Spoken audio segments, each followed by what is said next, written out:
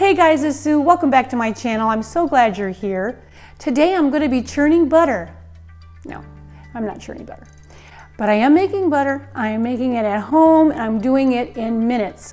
You can use your stand mixer, your hand mixer, you can use a food processor, but you can make your own butter at home in minutes.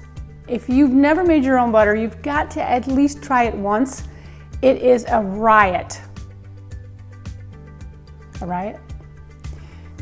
Now, homemade butter will not hold up in the fridge as well as store-bought butter, but you can freeze this and use it whenever you need it.